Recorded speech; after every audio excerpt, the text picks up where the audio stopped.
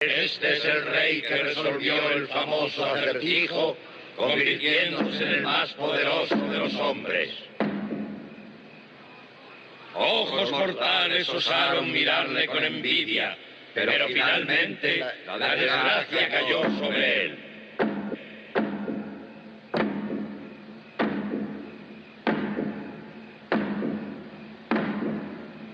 Dejemos que todos los hombres vean su propia flaqueza, sepan considerar cuál es su último día y no presuman de su buena suerte hasta que la vida les muestre el lado doloroso de su rostro.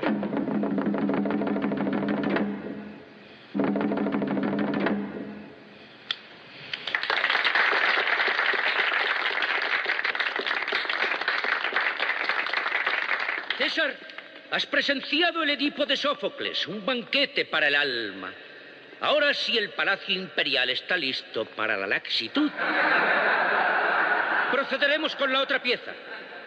Una obra dedicada a la supersensibilidad de las vírgenes vestales, con mis disculpas y mi adiós a las damas.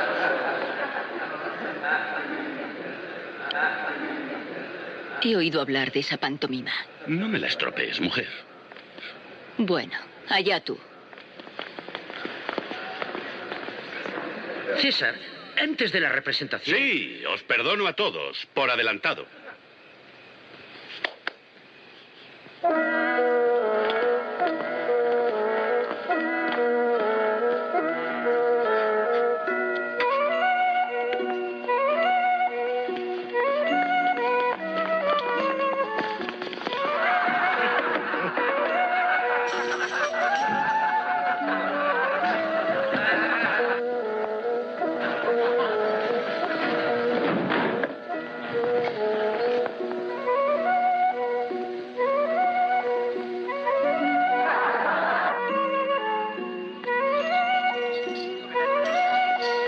Aquí viene Domitiano, el asno.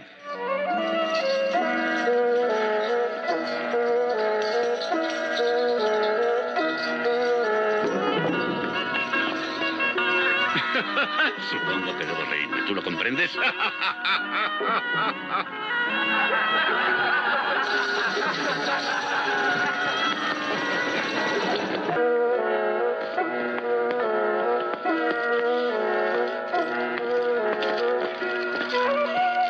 Es un britán.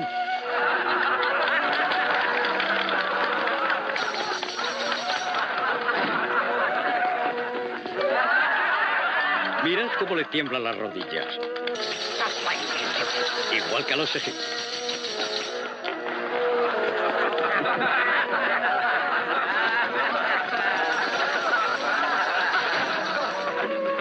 Mirad, un judío.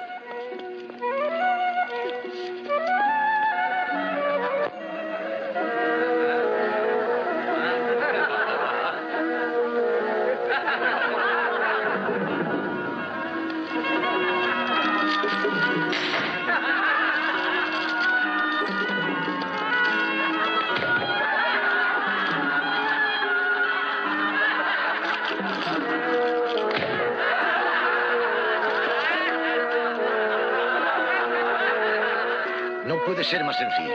Él declaró la guerra.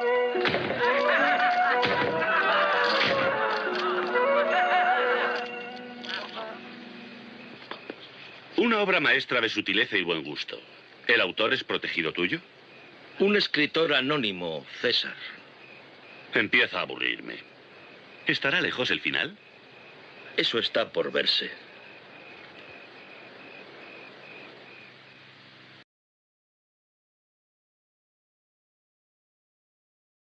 Capítulo 2. Los judíos, fundadores de la masonería. Desenmascarar a la masonería es vencerla, dijo León XIII.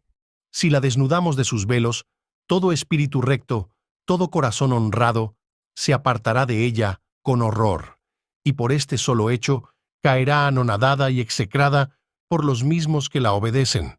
El ilustre sabio jesuita, Monseñor León Meurin, S.J., arzobispo-obispo de Port Louis, en su laboriosísima obra Simbolismo de la masonería, nos demuestra con documentación aplastante que los judíos son los fundadores, organizadores y dirigentes de la masonería, la cual utilizan para lograr el dominio mundial, destruir a la Santa Iglesia Católica y demás religiones existentes. Entre la autorizada bibliografía que presenta al respecto figuran algunas citas que mencionaremos a continuación. El primer Consejo Supremo, como ya hemos dicho, fue constituido el 31 de mayo de 1801 en Charleston, grado 33 de latitud norte, bajo la presidencia del judío Isaac Long, hecho inspector general por el judío Moisés Cohen, que había recibido su grado en Spitzer, de Hies, de Franken y del judío Morin. Eran pues judíos los fundadores del primer gran consejo que había de convertirse en el centro de la masonería cosmopolita, y lo situaron en América, en una ciudad elegida precisamente en el grado 33 de latitud norte. El jefe supremo vive desde 1801 en Charleston. Este jefe era en 1889 Albert Pike, a quien ya hemos nombrado en su carta encíclica, fechada el 14 de julio de 1889, aniversario y centenario célebres. Él toma los títulos de cada uno de los 33 grados y añade los siguientes: muy poderoso soberano comendador, gran maestre del Supremo Consejo de Charleston, primer Consejo Supremo del Globo, gran maestre conservador del Palladium Sagrado, soberano pontífice de la masonería universal. Con estos títulos pomposos, publicó su carta encíclica, en el año 31 de su pontificado, asistido por 10 ilustrísimos, muy iluminados y muy sublimes hermanos, soberanos grandes inspectores generales, magos elegidos, que componen el serenísimo Gran Colegio de los Masones Eméritos, Consejo de la Falange de Selección y del Batallón Sagrado de la Orden. La encíclica enumera a los 23 consejeros supremos engendrados, hasta el presente, ya directamente, ya indirectamente, por el de Charleston, esparcidos por el mundo entero. Luego enumera 100 grandes orientes y grandes logias de todos los ritos en comunicación con el Supremo Consejo de Charleston como soberana potencia masónica, por ejemplo, el Gran Oriente de Francia, el Consejo General del Rito de Misraim, el Gran Consejo de los Masones, Odd Fellows, etc. De lo que antecede hemos de concluir que la masonería es una sobre todo el globo, con formas innumerables, pero bajo la dirección suprema del soberano pontífice de Charleston. Origen judío. Los ritos y símbolos de la masonería y de otras sociedades secretas recuerdan constantemente la cábala y el judaísmo, la reconstrucción del Templo de Salomón, la estrella de David, el sello de Salomón, los nombres de los diferentes grados, como por ejemplo, Caballero Kadosh.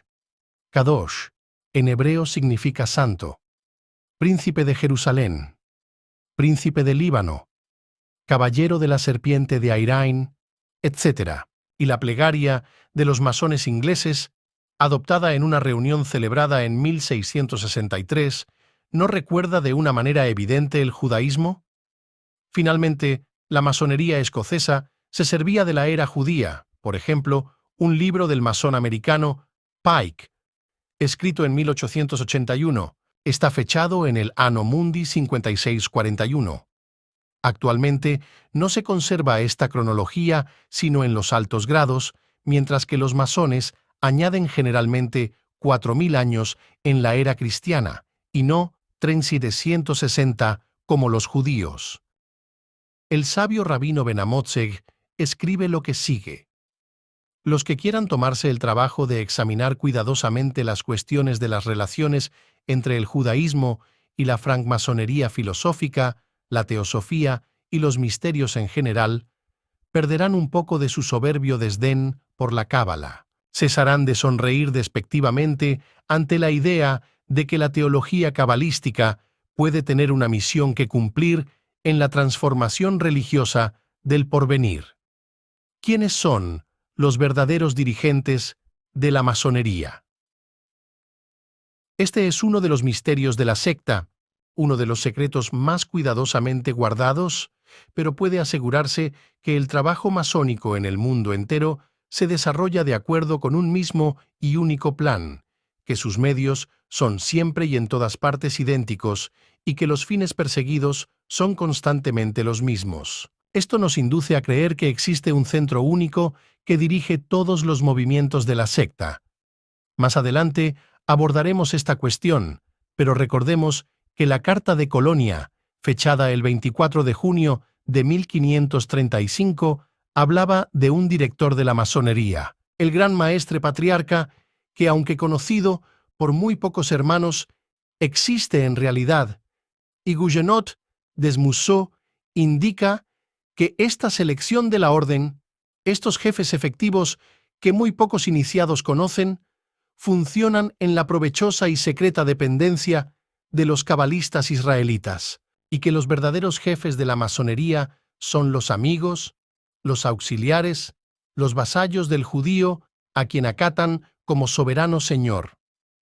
De la misma opinión participan Eckert, Drummond, Deschamps, Monseñor Juan, Lambelin y otros conocedores de las cuestiones masónicas y judías. Dejemos a un lado las enseñanzas dogmáticas de la masonería y del hebraísmo y examinemos las alianzas entre el judaísmo y la masonería desde el punto de vista meramente práctico y real. Discurriendo con lógica, no puede menos que aceptarse la conclusión siguiente formulada por L. de Ponsins en Las fuerzas secretas de la revolución. La universalidad de la francmasonería, su duración, la invariabilidad de sus fines, que se explican perfectamente si se trata de una creación judía para servir a intereses judíos, serían absolutamente incomprensibles si su origen fuera cristiano.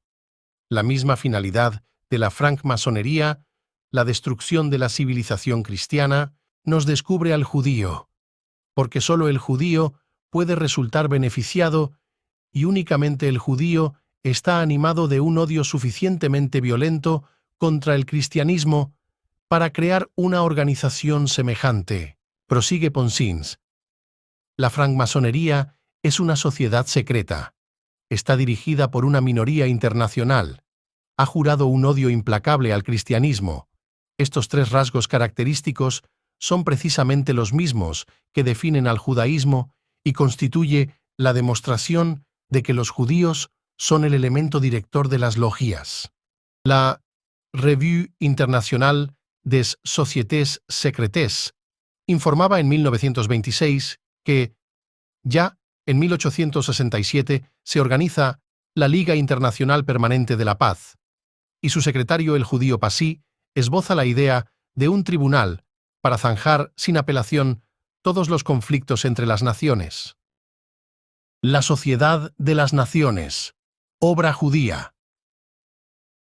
El periódico Los Archivos Israelitas soñaba con un tribunal análogo en 1864. No es natural y aún necesario, escribía un tal Levi Bing, que veamos pronto establecido otro tribunal, un tribunal supremo al que se sometan los grandes conflictos públicos, las querellas entre nación y nación, que juzgue en última instancia y cuya última palabra haga fe.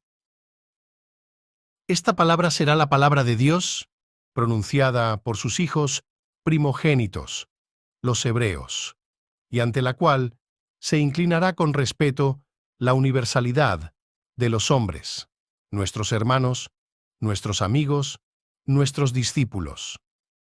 Tales son los sueños de Israel, como siempre, coinciden con los de la masonería. El almanaque de los francmasones escribe: cuando se haya establecido la república en toda la vieja Europa, será cuando reine Israel en autócrata sobre esta vieja Europa. En el Congreso Universal de la Juventud Judía, celebrado el 4 de agosto de 1926, proclamaba el masón H. Justin Godard que los judíos son el más firme sostén de la sociedad de las naciones que les debe su existencia. Aún precisa más el judío Kazán, El renacimiento del sionismo es obra de la Sociedad de las Naciones.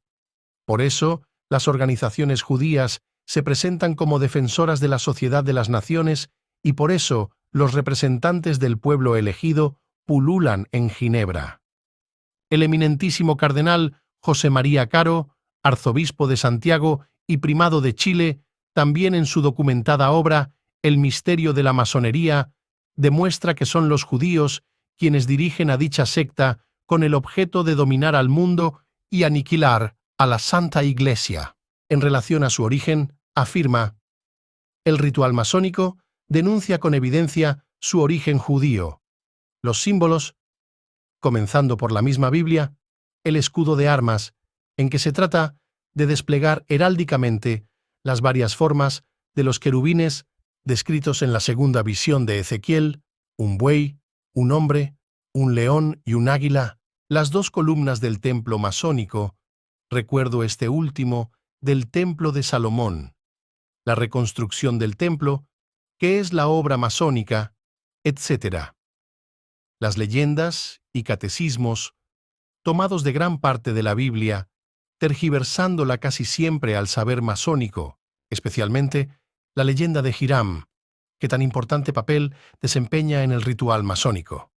Las palabras o términos usuales, como los nombres de las columnas, Boaz y Jakin, las palabras de reconocimiento y de pase, Vegierre, Tubal-Caín, Shiboleth, Macbenac, Giblim o Moabón, Necum o Necam, Abibalc, etc. La importancia que se da a los números, cosa muy propia de la Cábala, es también otro testimonio de la influencia cabalística en la masonería. Finalmente, los hechos, el reinado de terror, la explosión de odio satánico contra la Iglesia, contra nuestro Señor Jesucristo, las horribles blasfemias en que prorrumpían los revolucionarios masones de Francia, no son más que la expresión y el cumplimiento de las aspiraciones de las sectas cabalísticas y secretas que durante tantos siglos venían trabajando secretamente en contra del cristianismo. Lo que los bolchevistas, judíos en su mayor parte, hacen ahora en Rusia contra el cristianismo no es más que otra edición de lo que hicieron los masones en la Revolución Francesa. Los ejecutores son distintos, la doctrina que mueve y autoriza y la dirección es la misma. Capítulo 3. Los judíos, dirigentes de la masonería. El ilustre sabio jesuita Monseñor León Meurin, arzobispo-obispo de Port-Louis, en su documentada obra Filosofía de la masonería, afirma lo siguiente: los primeros 11 grados de la masonería del rito escocés, como veremos más adelante, están destinados a transformar al profano en hombre verdadero en el sentido masónico.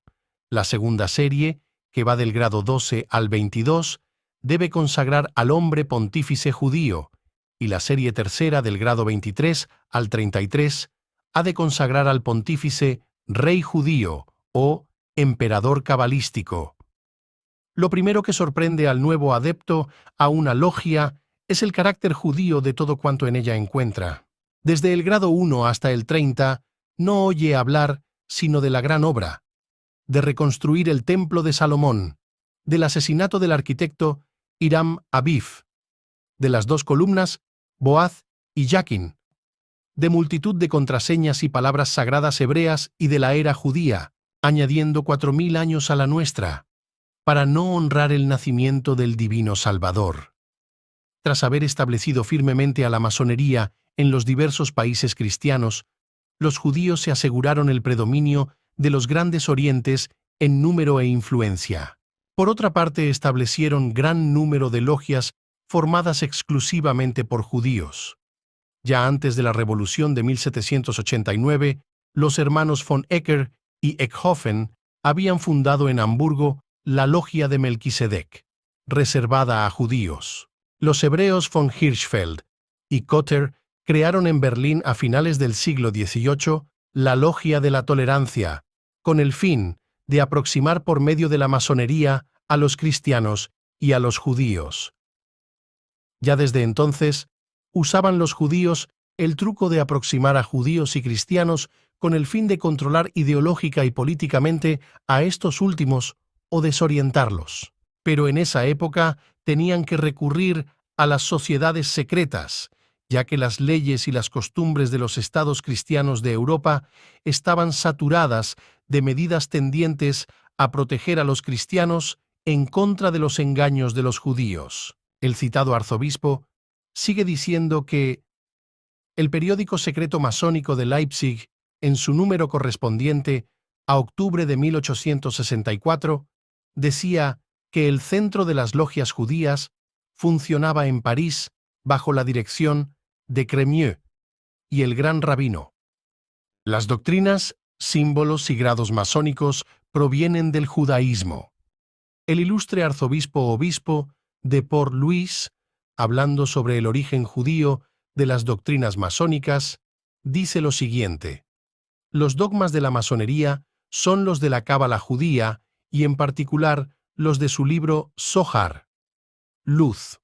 Ello no consta en ningún documento masónico, pues es uno de los grandes secretos que los judíos guardan para solo conocerlos ellos mismos. Sin embargo, hemos podido descubrirlo siguiendo los rastros del número 11. Es aquí donde hemos descubierto los dogmas fundamentales de la cábala judía incorporados a la masonería. Donde hemos descubierto los dogmas fundamentales de la cábala judía incorporados a la masonería. Y en su obra Simbolismo de la masonería, el citado arzobispo dice: en los capítulos precedentes quedaba siempre cierto número de símbolos masónicos más o menos inaplicables. En este, todo cuanto representa un papel en la masonería y en su leyenda se aplica al pueblo judío con una facilidad asombrosa. En realidad, cuanto existe en la masonería es profunda, exclusiva, apasionadamente judío desde el principio hasta el fin. ¿Qué interés tienen las demás naciones en reconstruir el templo de Salomón? ¿Lo hacen por ellas mismas o por los judíos? ¿Son estas naciones o son los judíos quienes obtendrán de ello algún beneficio? ¿Qué ventajas representa para ellas devorarse unas a otras a fin de que triunfen en todo el mundo los príncipes de Jerusalén, grado 16, jefes del tabernáculo, grado 23, o príncipes del tabernáculo, grado 24? ¿Se han puesto de acuerdo las naciones para servir de escabel a los pies de los judíos? Salmo 109. ¿Por qué, pues, se apresuran a colocar la corona Keter en su cabeza y el reino Malkut bajo sus pies? Es tan evidente que la masonería no es sino una herramienta en manos de los judíos, que son los que la manejan, que uno se siente tentado a creer que los masones no judíos pierden la inteligencia y la facultad de raciocinio el mismo día en que por primera vez les vendan los ojos. El eminentísimo cardenal Caro, en su obra El misterio de la masonería, dice: consideración masónica por los judíos. En la masonería se ha visto siempre una grande y especialísima consideración por los judíos. Cuando se habla de supersticiones, jamás se menciona la religión judía. Cuando estalló la Revolución Francesa, se pidió con instancia la ciudadanía francesa para los judíos. Rechazada una vez, se insistió en pedirla y fue concedida. El lector recordará que en esos días se perseguía a muerte a los católicos, cuando la Comuna de París fue menester defender del saqueo la caja de fondos del Banco de Francia. Nadie amenazó los bancos judíos. La masonería ha mirado con horror el antisemitismo, a tal punto que un hermano antisemita que creía de buena fe en la tolerancia de las opiniones políticas de la masonería se presentó en Francia como candidato a diputado una vez y salió elegido, y cuando trató de la reelección, se dieron órdenes expresas a las logias para que se le hiciera la guerra, órdenes que no se ven casi nunca en las logias y tuvieron que ser cumplidas. Preponderancia judaica en las logias. En 1862, un masón de Berlín, dándose cuenta de la preponderancia judía en las logias, escribía en una hoja de Múnich: «Hay en Alemania una sociedad secreta de formas masónicas que está sujeta a jefes desconocidos. Los miembros de esta asociación son en su mayor parte israelitas. En Londres, donde se encuentra, como se sabe, el foco de la revolución, bajo el gran maestre Palmerston, hay 2 logias judías que no vieron jamás a cristiano pasar sus umbrales. Allí es donde se juntan todos los hilos de los elementos revolucionarios que anidan en las logias cristianas. En Roma, otra logia enteramente compuesta de judíos, donde se reúnen todos los hilos de las tramas urdidas en las logias cristianas, es el Supremo Tribunal de la Revolución. Desde allí son dirigidas las otras logias, por jefes secretos, de modo que la mayor parte de los revolucionarios cristianos no son más que muñecos puestos en movimiento por judíos, mediante el misterio. En Leipzig, con ocasión de la feria que hace acudir a esa ciudad una parte de los altos negociantes judíos y cristianos de la Europa entera, la logia judía secreta es cada vez más permanente, y jamás masón cristiano ha sido recibido en ella. He ahí lo que hace abrir los ojos a más de uno de nosotros. No hay sino emisarios que tienen acceso a las logias judías de Hamburgo y de Frankfurt. Gougenot des Museaux refiere este hecho que confirma lo anterior. Desde la recrudescencia revolucionaria de 1848 me encontraba en relación con un judío que, por vanidad, traicionaba el secreto de las sociedades secretas en las cuales estaba asociado y que me advertía con 8 o 10 días de anticipación todas las revoluciones que iban a estallar en un punto cualquiera de Europa. Le debo la inquebrantable convicción de que todos esos grandes movimientos de los pueblos oprimidos, etc., son combinados por una media docena de individuos que dan sus órdenes a las sociedades secretas de toda Europa. El suelo está enteramente minado bajo nuestros pies, y los judíos suministran un gran contingente a esos minadores.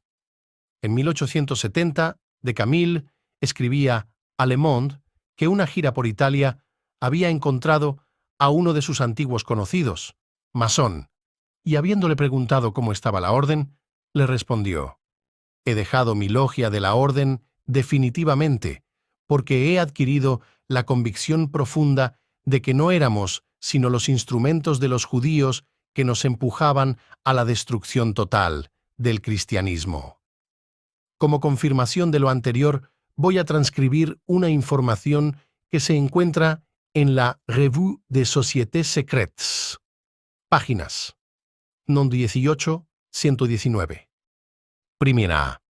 La Internacional Dorada, Plutocracia y Alta Finanza Internacional, a cuya cabeza se encuentra A. En América, P. Morgan, Rockefeller, Vanderbilt y Vanderlippe. Varios de estos nombres no parecen ser de lo mejor escogidos. B. En Europa, la Casa Rothschild y otras de orden secundario. Segunda, la Internacional Roja o Unión Internacional de la Democracia Social Obrera. Esta comprende A. La Segunda Internacional, la de Bélgica, judío Van der Velde. B. La Internacional número 212, la de Viena, judío Adler. Y C. La Internacional número 3 o Internacional Comunista, la de Moscú, judíos Apfelbaum y Radek. A esta hidra de 3 cabezas, que para más comodidad obran separadamente, se agrega el Profintern, Oficina Internacional de las Asociaciones Profesionales, que tiene su sede en Ámsterdam y dicta la palabra judaica a los sindicatos no afiliados aún al bolchevismo. Tercera, la Internacional Negra o Unión del Judaísmo de Combate. El principal papel es desempeñado en ella por la Organización Universal de los Sionistas, Londres, por la Alianza Israelita Universal, fundada en París por el judío Crémieux, por la Orden Judía de los Benaí, Moich, hijos de Moisés, y las sociedades judías, Genolustz, Hitakdute, Tarbut, Keren Haesode y otras 100, más o menos, enmascaradas. diseminadas en todos los países del Viejo y del Nuevo Mundo. Cuarta, la Internacional Azul o Masonería Internacional, que reúne por medio de la Logia Reunida de la Gran Bretaña, por medio de la Gran Logia de Francia y por medio de los Grandes Orientes de Francia, Bélgica, Italia, Turquía y de los demás países, a todos los masones del universo. El centro activo de esta agrupación, como lo saben los lectores, es la Gran Logia Alpina, la orden judeo-masónica de los Benai Brith, que contra los estatutos de las logias masónicas no acepta sino judíos y que cuenta en el mundo más de 426 logias puramente judías, sirve de lazo entre todas las internacionales enumeradas más arriba. Los dirigentes de la Benai Brith son los judíos. Morgenthau, antiguo embajador de los Estados Unidos en Constantinopla. Brandeis, juez supremo en los Estados Unidos. Mack, sionista. Warburg. Félix, banquero. Elkus. Kraus. Alfred, su primer presidente. Schiff, muerto ya, que ha subvencionado el movimiento de emancipación de los judíos en Rusia. Marshall, Luis, sionista. Sabemos de cierto, dice Webster, que los 5 poderes a que nos hemos referido, la masonería del Gran Oriente, la teosofía, el pangermanismo, la finanza internacional y la revolución social, tienen una existencia muy real y ejercen una influencia muy definida en los negocios del mundo. En esto no tratamos de hipótesis, sino de hechos basados sobre evidencia documentada. Los judíos han sido los más conspicuos en conexión con la francmasonería en Francia desde la Revolución. Capítulo 4. Crímenes de la masonería. Sobre los monstruosos crímenes de esa obra maestra del judaísmo moderno que es la masonería, dice textualmente Cardenal Caro. La lectura del ritual masónico deja ver, al menos en varios grados, que prepara a sus adeptos para la venganza, la revolución y, por lo tanto, el crimen. En todos sus ritos, dice Benoit, los masones son sometidos a una educación que les enseña, en la teoría y en la práctica, la violencia. Se les dice que la orden masónica tiene por fin vengar la muerte de Adonirán, de sus 3 compañeros traidores, o la de Jacobo Molay, de sus asesinos, el Papa, el Rey y Nofodai. En un grado, el que va a iniciarse ensaya su valor sobre el cuello y cabezas guarnecidas de tripas llenas de sangre. En otro grado, el que va a ser recibido debe derribar cabezas colocadas sobre una serpiente o degollar un cordero, grado 30 del rito escocés, creyendo matar a un hombre. Aquí debe trabar sangrientos combates con enemigos que le disputan la vuelta a la patria. Allí hay cabezas humanas expuestas sobre estacas, hay un cadáver encerrado en un ataúd y alrededor los hermanos, de duelo, conciertan la venganza. Estas ceremonias diversas tienen como fin enseñar a los adeptos que es por medio de la violencia como la masonería ha de destruir a sus enemigos, los sacerdotes y los reyes. Pero suspendamos por un momento la cita que transcribimos del cardenal Caro R. para preguntar, ¿por qué la masonería considera sus enemigos a los sacerdotes y a los reyes y ha luchado por destruirlos? La contestación la encontrará el lector a partir de la 4ª parte de esta obra, en que con vasta documentación demostramos que fueron durante casi 18 siglos precisamente los sacerdotes y los reyes quienes, una vez tras otra, hicieron fracasar las actividades judías tendientes a dominar al mundo. Pero sigamos con lo que afirma el cardenal Caro R. en su documentada obra. Todos conocen el asesinato de Rossi, ministro de Pío IX, por sus antiguos hermanos de la Carbonaria. Todos saben que Orsini fue encargado por las logias en 1858 para atentar contra la vida de Napoleón III. El intento de asesinato fracasó. En el último siglo, el caballero Lescure que quiso renunciar a la logia Hermenonville, fue envenenado, muerto víctima de esta infame horda de los Iluminados. El 22 de octubre de 1916 fue asesinado el conde Sturck, canciller de Austria. Fritz Adler, el asesino, era masón o hijo de masón, miembro de una logia de altos dignatarios masónicos en Suiza. En su declaración, defendió el derecho de hacer justicia por sí mismo. En Francia, con ocasión del asunto Dreyfus, fueron asesinados el Capino d'Atel, que declaró contra él, el diputado Cholin Servinier, que había recibido de d'Atel los detalles de la confesión de Dreyfus, el prefecto Laurenceau, que denunció sumas de dinero enviadas al extranjero a los amigos de Dreyfus, a su parecer, para soborno. El empleado del presidio, Rocher, que sostenía haber oído a Dreyfus confesar parcialmente su delito. El capisciro Valerio, uno de los testigos contra Dreyfus, y el presidente Faure, que se había declarado contrario a la revisión del proceso, desaparecieron también en breve. Todos los defensores de Dreyfus eran masones, especialmente judíos. En Suecia, el hermano Gustavo III fue asesinado por el H. Ankerström, emisario de la Gerlock, que presidía Condorcet, según acuerdo de los masones reunidos en 1786 en Francfort-sur-Main. En Rusia, fue asesinado Pablo I, masón, que conociendo el peligro de la hermandad, la prohibió estrictamente. Igual suerte, y por igual motivo, tuvo su hijo Alejandro I, asesinado en Taganrog, 1825. Asesinatos de profanos. En Francia, se les atribuye la muerte de Luis XVI, el cardenal, Mathieu, arzobispo de Besançon, y Monseñor Bessin, obispo. De Nimes han referido en cartas conocidas de todo el mundo las revelaciones que les han sido hechas sobre la resolución tomada en 1787 por el convento de Wilhelmsbad, de asesinar a Luis XVI y al rey de Suecia.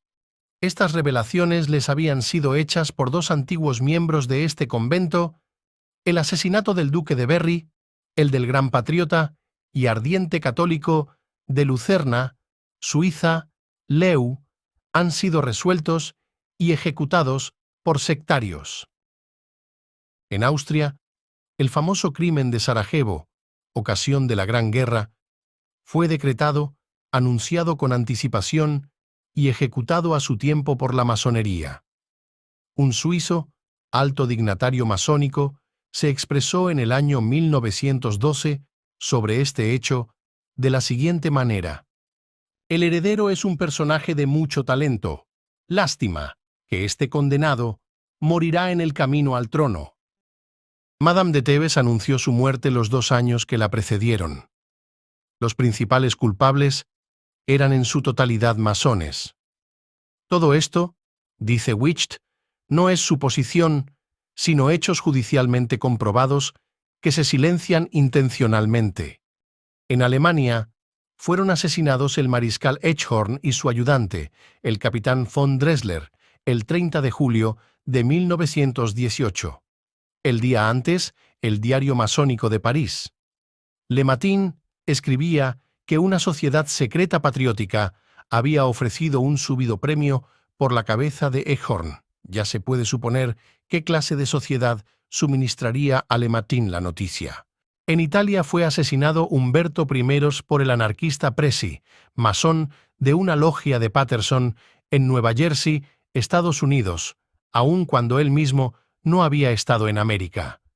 Así se ponía en práctica la explicación que en ciertos grados daban los carbonarios a la inscripción de la cruz, INRI, Iustum necare reges Italiae, es justo asesinar a los reyes de Italia. El 26 de marzo de 1855 cayó asesinado en Parma el duque Carlos III. El asesino Antonio Carra había sido escogido y estimulado por Lemny el día antes en reunión secreta presidida por Lemny, que fue más tarde soberano gran maestre de la masonería italiana y mundial, según parece. Un tal Lipo había confeccionado un maniquí para enseñar a dar golpes de puñal más terribles y el ejecutor fue sorteado.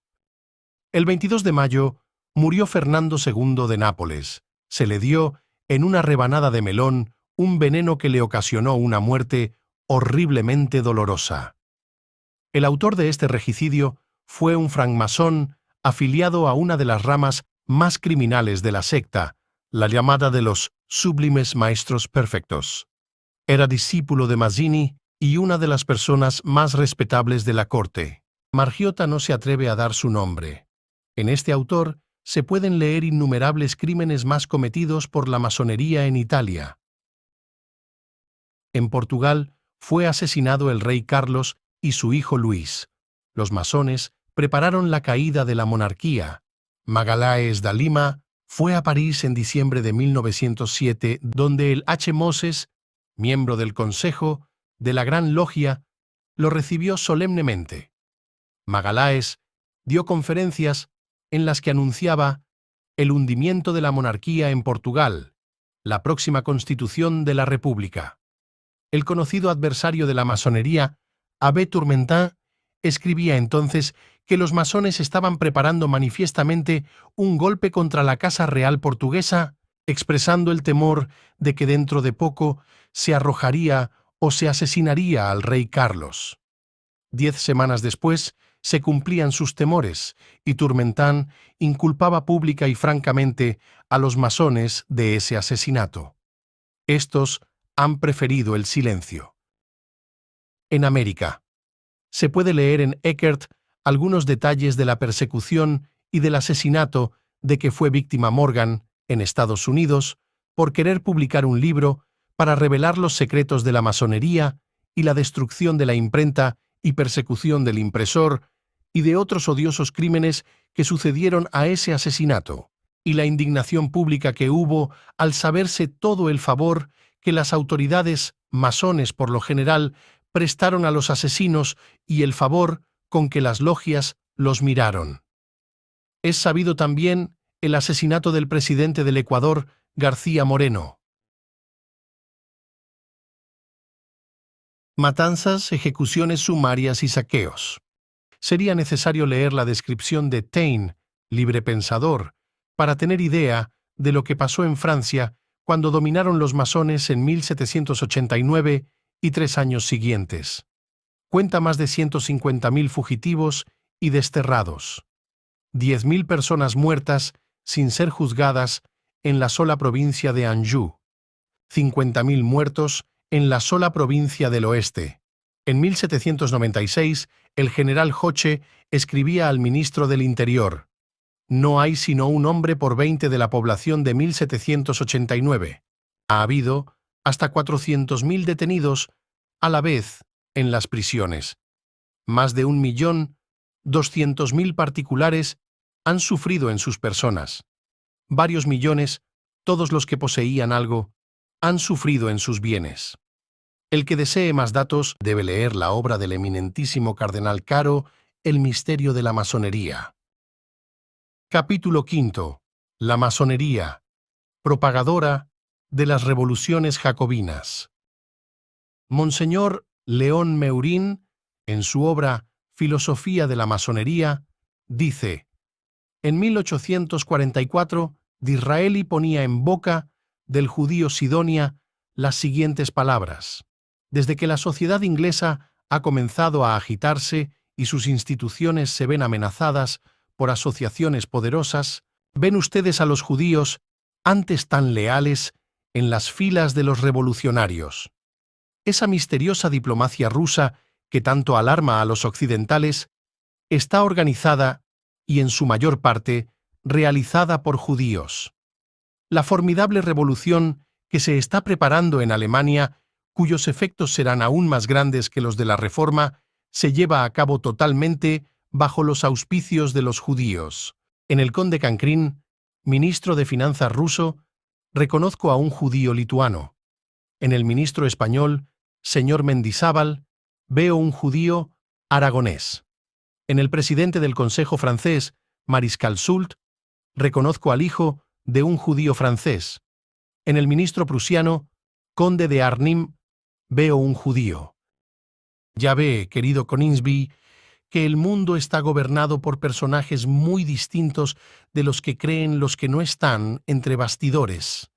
Durante la Revolución de 1848, dirigida por el Gran Oriente de Francia, su gran maestre, el judío Crémieux, llegó a ser ministro de Justicia. Este hombre fundó en 1860 la Alianza Israelita Universal y proclamó, con inconcebible descaro en los archivos israelitas de 1861, que en lugar de los papas y los césares va a surgir un nuevo reino, una nueva Jerusalén, y nuestros buenos masones, con los ojos vendados, ayudan a los judíos en la gran obra de construir ese nuevo templo de Salomón, ese nuevo reino césaro-papista de los cabalistas. En 1862, un masón berlinés hizo editar un folleto de 8 páginas quejándose de la preponderancia que los judíos tenían en las logias. Bajo el título Signo de los tiempos, señalaba el peligroso carácter de las elecciones berlinesas del 28 de abril y 6 de mayo del mencionado año. Un elemento, decía, ha aflorado a la superficie y ha ejercido una peligrosa influencia disolvente en todos los sentidos: el judío. Los judíos están a la cabeza con sus escritos, palabras y acciones.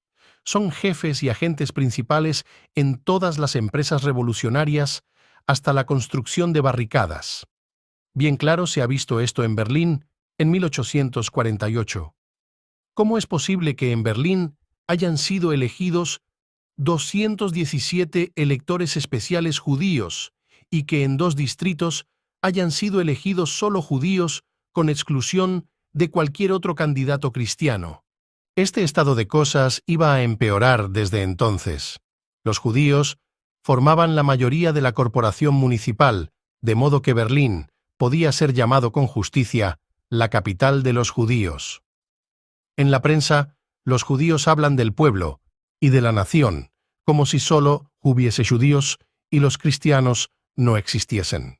La explicación de tal hecho pueden darla los masones agitadores que, según el hermano Lamartine, originaron las revoluciones de 1789, 1830, 1848, etcétera, etcétera. Declaración confirmada por el hermano Garnier Pagès, ministro de la República, que declaró públicamente en 1848 que la Revolución Francesa de 1848 constituía el triunfo de los principios de la Liga Masónica, que Francia había recibido la iniciación masónica y que 40.000 masones habían prometido su ayuda para concluir la obra gloriosa del establecimiento de la República, destinada a extenderse por toda Europa y, al fin, sobre toda la faz de la tierra. El colmo de todo esto es el poder político y revolucionario de los judíos, según las palabras de J. Weil, jefe de los masones judíos, que decía en un informe secreto: «Ejercemos una poderosa influencia sobre los movimientos de nuestro tiempo y del progreso de la civilización hacia la republicanización de los pueblos». Otro jefe masónico, el judío Louis Byrne, decía también en un escrito secreto: «Hemos sacudido con mano poderosa los pilares sobre los que se asienta el viejo edificio hasta hacerles gemir». Mendizábal, también judío, alma de la Revolución Española de 1820, llevó a cabo la toma de Oporto y Lisboa y en 1838, realizando, mediante su influencia masónica, la revolución en España, llegando a primer ministro. El judío Mendizábal había prometido como ministro restaurar las precarias finanzas de España, pero en corto espacio de tiempo, el resultado de sus manipulaciones fue un terrible aumento de la deuda nacional y una gran disminución de la renta, en tanto que él y sus amigos amasaban inmensas fortunas. La venta de más de 900 instituciones cristianas, religiosas y de caridad, que las Cortes habían declarado propiedad nacional a instigación de los judíos, les proporcionó magnífica ocasión para el fabuloso aumento de sus fortunas personales. Del mismo modo fueron tratados los bienes eclesiásticos. La burla impudente de los sentimientos religiosos y nacionales llegó hasta el punto de que la querida de Mendizábal se atrevió a lucir en público un magnífico collar que hasta poco tiempo antes había servido de adorno a una imagen de la Santa Virgen María en una de las iglesias de Madrid. El masón berlinés de que hacíamos mención al principio continuaba diciendo: «El peligro para el trono y el altar, amenazados por el poder de los judíos, según acaban de hacer los jefes de la masonería alemana, al decir, los judíos han comprendido que el arte real, el arte masónico, era un medio capital para establecer sólidamente su propio reino esotérico. El peligro amenaza, no solamente a la masonería, nuestra orden, sino a los estados en general. Los judíos encuentran en las logias múltiples ocasiones para practicar su archiconocido sistema de corrupción, sembrando la confusión en muchos asuntos. Si se tiene presente el papel que jugaron los judíos en los crímenes de la Revolución Francesa y en la usurpación corsa, si se tiene en cuenta la obstinada creencia de los judíos en un futuro reinado israelita sobre todo el universo y su influencia sobre el gran número de ministros de Estado, se advertirá cuán peligrosa puede ser su actividad en los asuntos masónicos. El pueblo judío forma una casta en oposición hostil a toda la raza humana, y el Dios de Israel no ha elegido más que a un pueblo al que todos los demás han de servir de escabel. Considerad que entre los 17 millones de habitantes de la Prusia no hay más de 600.000 judíos.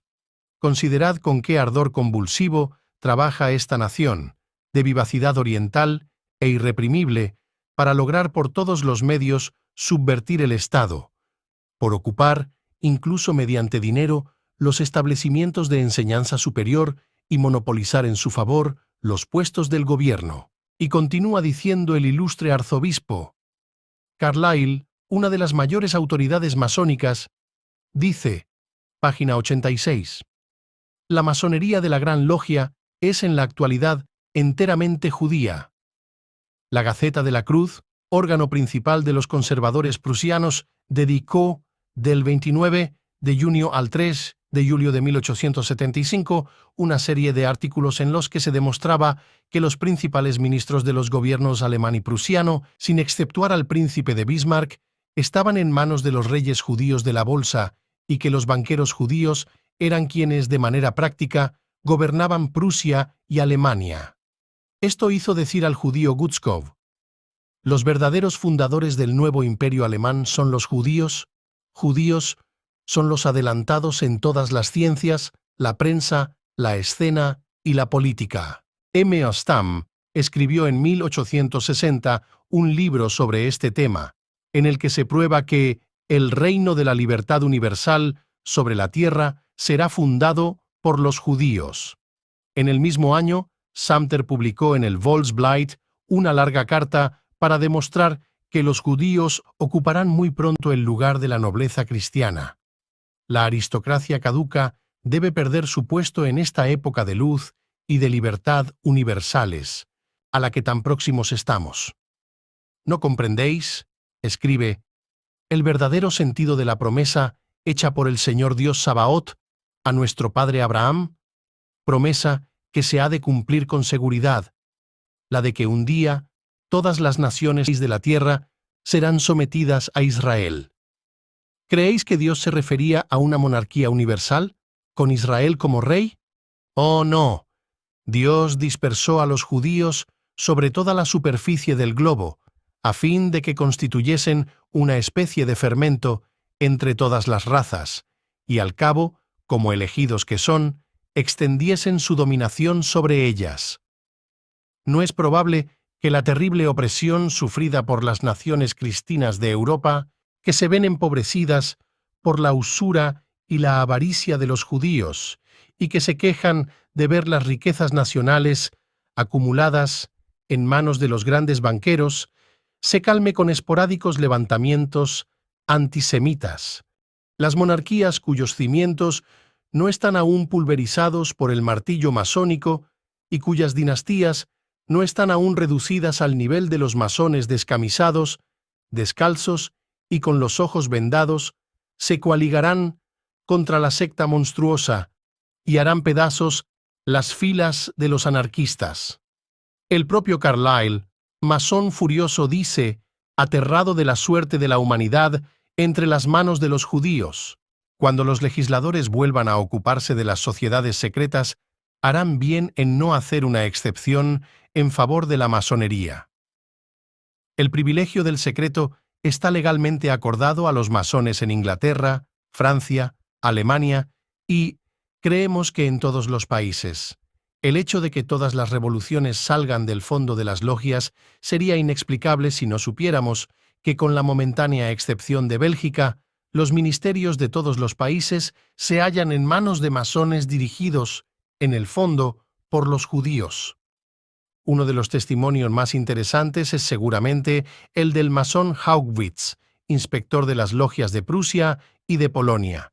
En 1777, escribe en sus memorias: me hice cargo de la dirección de las logias de Prusia, Polonia y Rusia. Allí he adquirido la firme convicción de que todo lo que ha sucedido en Francia desde 1789, la revolución, es una palabra, incluso el asesinato del rey con todos sus horrores. No solo se había decretado en aquel tiempo, sino que todo fue preparado por medio de reuniones, instrucciones, juramentos y señales que no dejan lugar a duda ninguna acerca de la inteligencia que todo lo meditó y dirigió. En lo que concierne al asesinato de Luis XVI, tenemos igualmente el testimonio del jesuita Padre Abel. En 1784, declara, tuvo lugar en Frankfurt una reunión extraordinaria de la Gran Logia Ecléctica. Uno de los miembros puso a discusión la condenación a muerte de Luis XVI, rey de Francia, y de Gustavo III, rey de Suecia. Ese hombre se llamaba Abel, era mi abuelo. Barruel, en su obra Memorias para la historia del jacobinismo, dice, jacobinismo, dice. Después de esta reunión, uno de sus miembros, el marqués de Visieux, declaraba lo siguiente: lo que puedo deciros es que se trama una conspiración tan bien urdida y tan profunda que será muy difícil que no sucumban la religión y los gobiernos. Maurice Farah, en su libro La masonería en descubierto, dice que la existencia de esta conspiración y su propósito de asesinar al rey de Francia y al rey de Suecia aparecen igualmente confirmados por la mayor parte de los autores que han hecho investigaciones serias sobre la cuestión masónica, y los acontecimientos trágicos las confirman igualmente. El 21 de enero de 1793, el rey Luis XVI muere guillotinado después de un simulacro de juicio en el que la mayoría de los jueces son masones. Un año después, el rey Gustavo III es asesinado por Aucastrem, discípulo de Condorcet. El mismo año, desaparece misteriosamente el emperador Leopoldo. En un discurso pronunciado el 4 de marzo de 1882 en la logia Libre Pensamiento de Aurillac, decía el masón Paul Roch: después de haber trabajado en la revolución política, la francmasonería debe trabajar en la revolución social. Y en la memoria del Gran Oriente de Francia se afirma que Francia, para vivir, no sacrifique la razón misma de su existencia, el ideal filosófico, político y social de sus antepasados de 1789, que no apague la antorcha del genio revolucionario con la que ha iluminado al mundo. Y añade el mismo orador: la peor humillación para Francia consistiría en renegar de la obra de la revolución, que perezca al menos sin haber abdicado su ideal. Otros documentos masónicos de indiscutible valor nos informan que nunca se podrá olvidar que fue la Revolución Francesa la que dio realidad a los principios masónicos preparados en nuestros templos. Decía un orador en el Congreso Masónico de Bruselas: la francmasonería, que ha desempeñado el papel más importante en 1789, debe estar dispuesta a suministrar sus cuadros de combate a una revolución siempre posible. Pasemos al estudio de la participación de los judíos en las revoluciones en general. Ya en 1648, el gran jefe revolucionario Cromwell estaba sostenido por los judíos, una delegación venida del Fondo de Asia y dirigida por el rabino Jacob ben Asabel, se presentó ante el dictador inglés. No se hicieron esperar los resultados de las conversaciones que se entablaron y Cromwell usó de todo su poder para derogar las leyes de restricción impuestas a los judíos en Inglaterra. Uno de los más íntimos colaboradores de Cromwell fue el rabino de Ámsterdam, Manasseh ben Israel. El famoso investigador de la masonería, Maurice Farah, nos cita que Ernesto Renan, que no puede ser sospechoso de antisemitismo, escribía lo que sigue. En el movimiento revolucionario francés el elemento judío desempeñaba un papel capital y es muy difícil no estar de acuerdo con él. Es verdad que hacia 1789 los judíos operaban con mucha prudencia y se ocultaban tras las organizaciones masónicas y las sociedades filosóficas, pero esto no impedía que algunos de los hijos de Israel tomaran parte activa en los acontecimientos revolucionarios y se aprovecharan de ellos desde el punto de vista material. El primer tiro contra los guardias suizos de las Tullerías, el 10 de agosto de 1791, fue disparado por el judío Salkind Hauerwitz Lang. Pero como este ardor bélico encierra muchos peligros, prefieren los judíos dedicarse a otras actividades menos peligrosas y sobre todo más lucrativas. El viejo hebreo Benoltas, hombre millonario de esta plaza, Cádiz, queda nombrado por ahora tesorero general de la orden y cuenta ya con un fondo disponible de 300,000 pesos fuertes, máxima 44 del Grande Oriente Español, 1 de abril de 1824. Pegaxot, en su obra La Revolución Francesa, afirma que el avituallamiento de los ejércitos republicanos se realizaba por los israelitas, Biedermann, Max Baer, Mosselmann y otros, y esto dio lugar a las quejas formuladas por el comandante Bernanvel del ejército del Mosela, porque se le enviaban para las tropas calzados de adolescente con suela de cartón, medias de niño y lonas para tienda completamente podridas.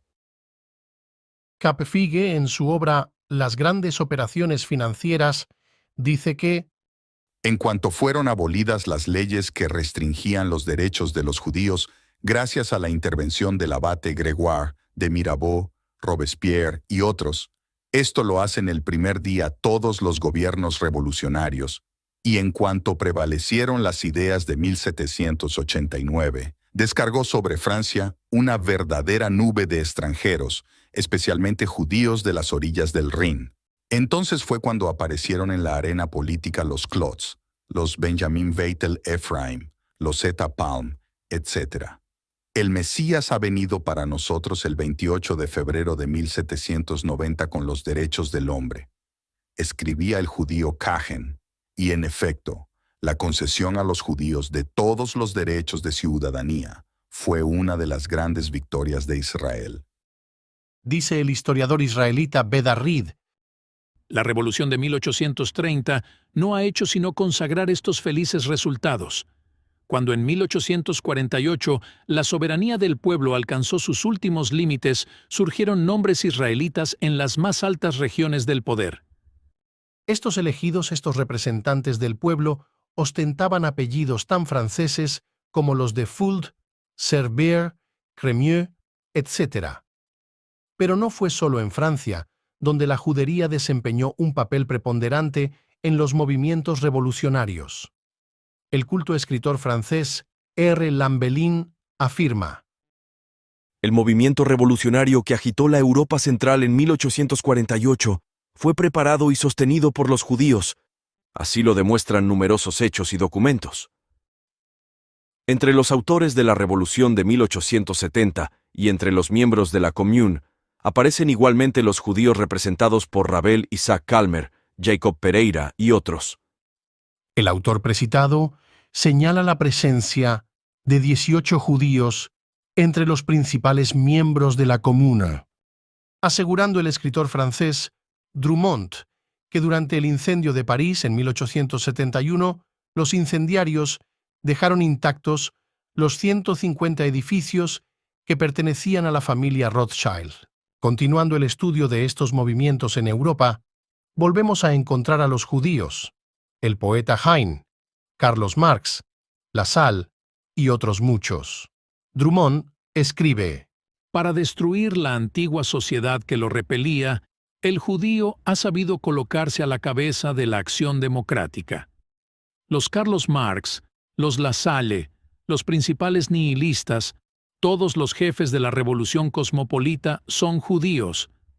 De este modo, imprimen los judíos al movimiento la dirección que le conviene. Y el escritor francés Maurice Farah dice: No olvidemos que los fundadores de la Internacional en 1864 fueron los judíos Marx, Neumayer, Fribourg, James Cohen, Lassalle, Aron, Adler, Frankel y el único no judío, Compers.